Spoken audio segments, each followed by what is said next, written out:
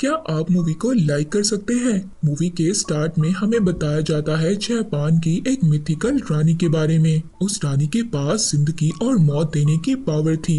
वो रानी जिसको भी टच करती थी उसकी डेथ हो जाती थी। अब उनके वहाँ के जनरल ने उस रानी को दूर कहीं पहाड़ों के नीचे दफना दिया ताकि उसका ये इवल और ज्यादा ना फैल सके। रिचर्ड ने उसके टोम को ढूंढना शुरू कर दिया। उसके सर पर इतना ज्यादा जुनून सवार हो गया कि उसने अपनी फैमिली की भी परवाह नहीं की। रिचर्ड की एक बेटी भी थी लारा, जिसको वो अकेला छोड़कर चले गए थे। और अब हमें मूवी में लारा दिखाई जाती है जो कि एक बॉक्सर बन गई थी। साथ ही वहाँ के ऑनर आते हैं और कहते हैं कि तुम्हारी मेंबरशिप फी अभी भी बाकी है। यहाँ से हमें लारा की स्टोरी के बारे में पता चलता है कि लारा के फादर जो रिचर्ड थे, जो उस रानी की तलाश में निकले थे, वो कभी वापस आए ही नहीं। और फिर इसके बाद वहाँ की गवर्नमेंट ने ये अनाउंस कर दिया कि वो मर चुके हैं। पर लारा के पास पैसों की कमी नहीं थी। उसके फादर ने उसके लिए बहुत सारी प्रॉपर्टी छोड़ी थी, पर वो इस बात को मानने के लिए तैयार ही नहीं थी कि उसके फादर की डेथ हो गई है।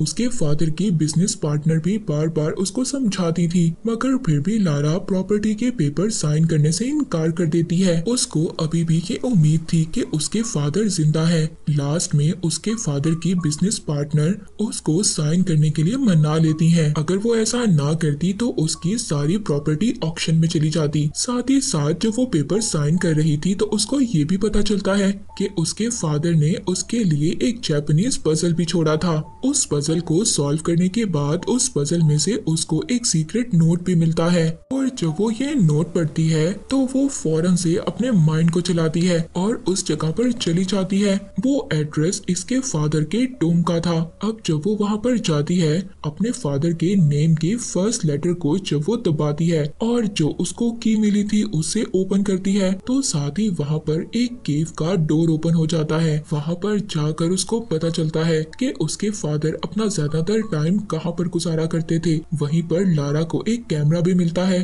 जिसमें उसके फादर का एक मैसेज रिकॉर्ड था। जब लारा उस वीडियो को देखती है तो उस वीडियो में उसके फादर उसको बता रहे थे कि मैं ये प्रूफ करने के लिए बाहर निकल गया कि सुपर नेचुरल पावर्स होती हैं, तभी मुझे जापान की रानी के बारे में पता चला और मैं उसको तलाश करने के लिए निकल गया। तुम्हारी मदर को खोने के बाद मैं बहुत ज्यादा सदमे में था और इसी वजह से मैं उस रानी के टोम को तलाश करने गया था ताकि तुम्हारी मदर को मैं स्पिरिट्स की दुनिया से वापस ला सकूं। और अब तुम्हें मेरा ये काम करना होगा। तुम्हें उस रानी से मुतल्लिक जितनी भी इंफॉर्मेशन है सारी डिस्ट्रॉय करनी होगी ताकि वो कभी भी किसी गलत इंसान के हाथ ना लगे। अब जब लारा ये मैसेज सुनती है तो वहाँ पर वो सभी चीजों को देखने लगती है। अब लारा जब वहाँ पर सारी इंफॉर्मेशन पढ़ती है तो उसको पता चलता है कि उसके फादर की किसने हेल्प की थी। अब वो अपने फादर की कोई चीज उधार रखकर कुछ पैसे जमा करती है और हांगकांग के लिए निकल जाती है और फौरन से उस शिप को ढूंढने लगती है जहाँ पर लास्ट बार इसके फादर को उस शिप में देखा गया था।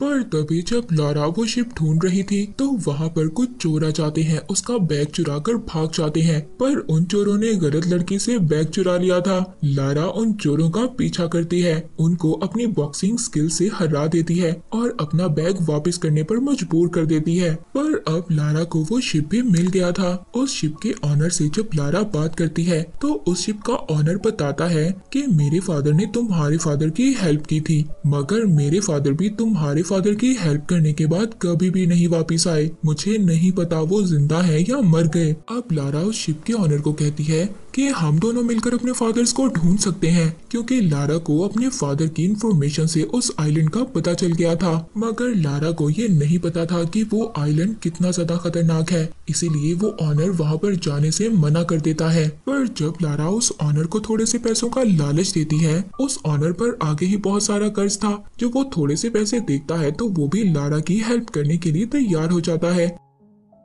अब सफर के दौरान लारा अपने फादर के सारे पजल्स को सॉल्व करती है, जिसमें उसको पता चलता है कि उस रानी हिमिको के पीछे और भी इवल ग्रुप था जो उस रानी को ढूंढने की तलाश में थे। अब जब लारा पजल सॉल्व करते करते शिप में ही सो गई थी, तभी वो एक झटके से जाग जाती है क्योंकि उनका शिप उस आइलैंड तक पहुंच गया था और वहां पर बहुत खतरनाक लहरें थी। अब जब वो शिप का ऑनर अपने शिप को कंट्रोल नहीं कर पाता तो वो लारा से कूदने का कहता है। लारा अपने फादर के सभी पेपर्स को समेट रही थी। इतने में एक लहर आती है और लारा को अपने साथ ले जाती है, पर वो तूफान इतना ज्यादा खतरनाक था। लारा उस तूफान से बचते हुए समंदर में कूद जाती है और उनका शिप एक पत्थर से टकरा गया था। उनके शिप के टुकड़े टुकड़े हो जाते हैं। लारा को जब होश आता है तो वो एक ग्रुप के सामने थी। उस ग्रुप का लीडर लारा को ये बताता है कि उस रानी के टॉम को ढूंढने के चक्कर में मैंने तुम्हारे फादर की जान ले ली। अब जब लारा के बैग से लारा के फादर का उसको जर्नल मिलता है।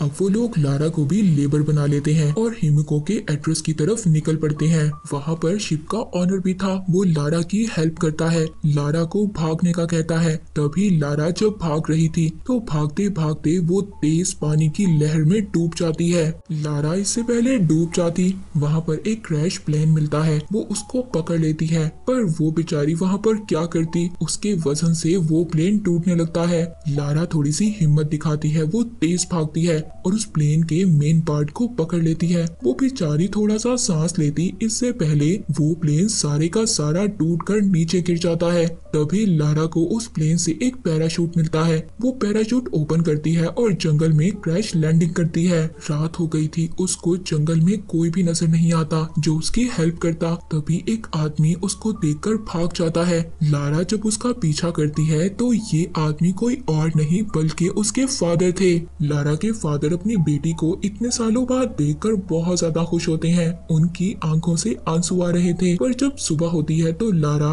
उस ग्रुप के बारे में अपने फादर को बताती है कि उन लोगों ने उसके फादर की बुक ले ली थी जिसमें सारी इंफॉर्मेशन लिखी हुई थी। तो उसके फादर ये सुनकर बहुत ज्यादा नाराज होते हैं, कहते हैं लारा तुमने मेरा मैसेज नहीं सुना, मैंने उसमें कहा था कि तुम्हें इन चीजों को डिस्ट्रॉय करना होगा और अब तुम्हें पता है पूरी दुनिया खतरे में है। अब तभी लारा जल्दी से वहाँ की तरफ भागती है और अपने तीरों से उन लोगों पर अटैक करती है। उन लोगों को वो टॉम तो मिल जाता है मगर उसका एंट्रेंस कैसे था ये नहीं पता था। वहाँ पर लारा के फादर रिचर्ड भी पहुँच गए थे। लारा के फादर को उस ग्रुप के लीडर ने पकड़ लिया था। अब लारा को ही एंट्रेंस का पजल सॉल्व करना पड़ता है। लारा अपने दिमाग से पजल को सॉल्व करती है और उस टूम का डोर ओपन हो जाता है। अब यहाँ पर एक एक कर वो लोग उस केव के अंदर आते हैं, पर उनका एक गलत कदम वहाँ पर उस लीडर के आदमी की जान ले लेता है। वो वहाँ पर एक खाई देखते हैं जहाँ पर बहुत सारे स्केलेटन थे। ये देखकर वो बहुत ज्यादा शॉक्ड हो जाते हैं। वहाँ एक वॉल पर उनको एक और पजल नजर आता है। अब जब वो उस पजल को देख ही रहे थे तभी वहाँ पर केव का दरवाजा बंद हो जाता है और उनके पाँव के नीचे से जमीन खत्म हो रही थी। लारा भी गिरते गिरते बचती है। अब जब दोबारा से उनकी नजर उसी वॉल पर पड़ती है तो वो पजल ही यहाँ से निकलने का रास्ता था। अब वो वहाँ पर अलग अलग किस्म के अलग अलग कलर्स के क्लूज लगाते हैं मगर कोई भी क्लू फिट नहीं हो रहा था। लारा को तभी समझ आती है कि ग्रीन कलर आजादी का कलर है। तभी वो जल्दी से ब्लू और रेड को मिक्स कर ग्रीन कलर बनाती है और वहाँ का दरवाजा ओपन हो जाता है।